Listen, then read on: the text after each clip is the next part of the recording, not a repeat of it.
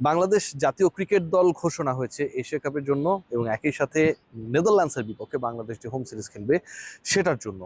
মূল উদ্দেশ্য যেটা আপকামিং যত ক্রিকেটই আলোচনা হবে সবকিছুর মূলে রয়েছে, সেটা এশিয়া কাপ হতে পারে, ন্যাশনাল টিম অ্যানাউন্সমেন্ট হতে পারে, নেদারল্যান্ড সিরিজ হতে পারে, সবকিছুর মূলে হচ্ছে আপকামিং টি-20 ওয়ার্ল্ড কাপ। এবং এই ফরম্যাটটায় বাংলাদেশ সবসময় একটা ভালনারেবল সিচুয়েশনে ছিল, বাট আমরা দেখেছি টানা দুটা বড় সিরিজ তারা জিতেছে, against Pakistan at home and against Sri Lanka অ্যাওয়েতে। এই দুই সিরিজ জেতার পরে বাংলাদেশের বিশ্বকাপ এক্সপেকটেশনস, যেটা ভারতে অনুষ্ঠিতব্য আপকামিং ফেব্রুয়ারিতে, অনেক বেড়ে গেছে এবং সেটা খুব স্বাভাবিক।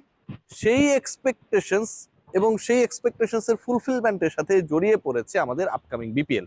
কেউ বলছে বিপিএল হবে না, কেউ বলছে বিপিএল হবে। বিপিএল এর শিডিউল নিয়ে অনেক জটিলতা, বাট আমি আপনাদেরকে কনফার্ম করি ডিসেম্বর জানুয়ারির যে উইন্ডোটার কথা বলা হচ্ছে নানা সময়ে, যে উইথিন 15th জানুয়ারি বিপিএল শেষ হবে এবং ফার্স্ট উইক অফ ডিসেম্বরে বিপিএল শুরু হবে। এটা ফিক্সড, এটার পরিবর্তন হবে না।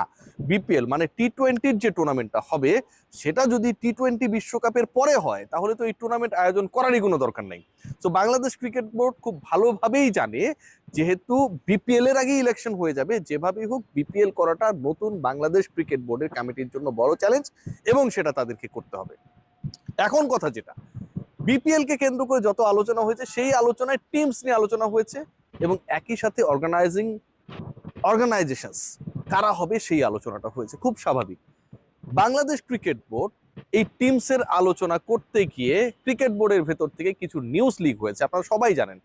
যে নিউজগুলোর অন্যতম হচ্ছে কিছু কিছু ফ্র্যাঞ্চাইজি সরাসরি স্পট ফিক্সিং এর সাথে জড়িত ছিলেন এমন সন্দেহভাজনের তালিকায় তাদেরকে রাখা হয়েছে। Not finally proven, but they are suspected. সেই দলগুলোর ক্ষেত্রে বলা হয়েছে যে দলগুলোর নাম, তার একটা হচ্ছে ঢাকা, মানে আমরা রাজধানীতে থাকি, ঢাকা ক্যাপিটালস। একটা হচ্ছে দুর্বার রাজশাহী, খুবই আলোচিত। বিপিএল এ কোন টিম চ্যাম্পিয়ন হয়েছে, রানার্স আপ হয়েছে, এগুলো নিয়ে আপনি কনফিউজ হতে পারেন, বাট পুরো বিপিএল আলোচনায় ছিল সবচেয়ে বেশি কোন দল, সেটা নিয়ে কনফিউশনের কোনো সুযোগ থাকবে না। রাজশাহী সেই কাজটা করেছে। সিলেট স্ট্রাইকার্স। এই যে তিনটা টিমের নাম আমি বললাম, এই তিন টিম থেকে অন্তত একটা দল আপকামিং বিপিএল এ বাদই পড়ে যাবে, এরকম ডিসিশন হয়ে গেছে বা হচ্ছে। সিরিয়াসলি 5 দলের বিপিএল হতে পারে, ম্যাক্সিমাম 6টা হবে। সিলেটের বাদ পড়ার চান্সেস ভেরি হাই। সিলেট যখন বাদ পড়ছে বা সিলেট স্ট্রাইকার্স এর নামটার সাথে জড়িত যে ফ্র্যাঞ্চাইজি কর্তৃপক্ষ তারা যখন বাদ পড়ছে, ঠিক একই টাইমে দুর্বার রাজশাহী এবং ঢাকা ক্যাপিটালসও বদলে যাচ্ছে। রাজধানীর দল আরো একবার বদলে যাচ্ছে। ঢাকা ক্যাপিটালসের মালিকানায় যারা ছিলেন, বাংলাদেশ ক্রিকেট বোর্ডের অভ্যন্তরীণ মনোভাবটা অনেকটা এরকম, সেই তাদেরকে ঢাকা ক্যাপিটালসের সাথে সম্পৃক্ত রাখার ব্যাপারে তারা আর ইন্টারেস্টেড না। ঢাকার নামে দল হবে, এটাতে কোনো ডাউট নেই। আপনি রাজধানীকে বাদ দিয়ে এখানটায় খেলা হবে, আপনি নিশ্চয়ই টিম বানাবেন না। কিন্তু যারা এটার ম্যানেজমেন্টের সাথে ছিল, সবচেয়ে বড় নেম যেটা, সেটা হচ্ছে সাকিব খান।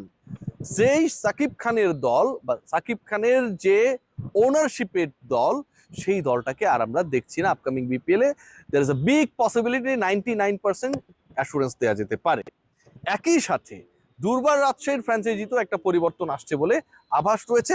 সেখানটায় ফরেন ইনভেস্টমেন্ট হবে, মানে বাংলাদেশের যারা এনআরবি রয়েছেন, বিভিন্ন দেশে বসবাস করেন, সেখান থেকে একটা ইনভেস্টমেন্ট আসবে বলে মনে করা হচ্ছে এবং তারা তাদের দলের লোগো থেকে শুরু করে এভরিথিং প্রিপারেশনের একটা পর্যায়ে রেখেছেন। রাজশাহী নতুন টিমের নাম হবার সম্ভাবনায় যে নামটা শোনা যাচ্ছে সেটা হচ্ছে রাজশাহী এক্সপ্রেস।